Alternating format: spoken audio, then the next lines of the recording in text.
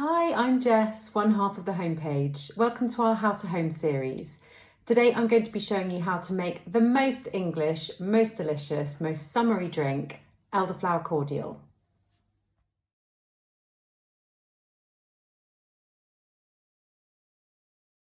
If you're unsure what an elderflower looks like, this is them. So you can see the leaves there as well as the flowers.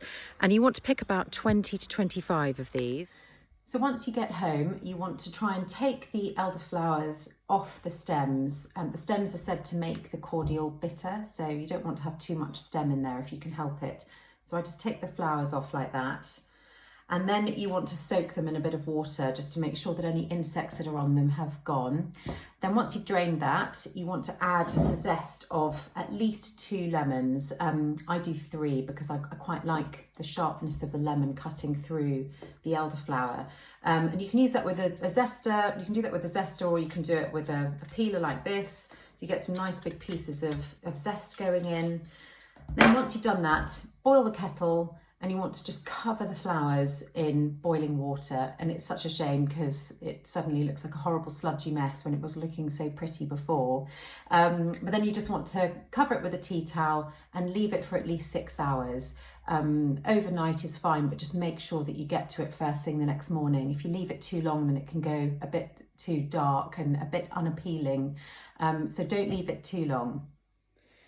So it's now about 10 hours later, and I have run my mixture through a sieve, and I've been left with about 500 millilitres of liquid, to which I've added a pretty horrifying amount of sugar.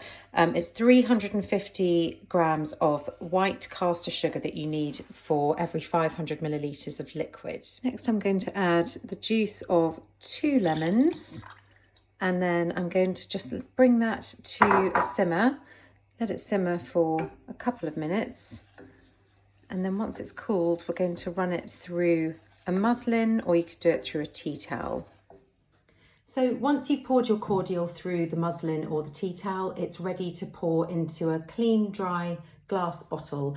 I found this lovely Kilner bottle on Amazon, but you can also get them in all good hardware shops as well. Or you could use an old glass bottle that you've already got at home. It will keep in the fridge for up to 3 months, but good luck trying to keep it for that long. It definitely disappears quicker than that in my house. And I love to drink it just on its own with lots of water, ice and lemon. It's fantastic in a gin and tonic as well. And for a lovely, simple summer pudding, a little drizzle of it on some strawberries, maybe with a few meringues on the side as well, is really, really lovely. Have a go. It's super simple to do and such a nice thing to have in your fridge this summer.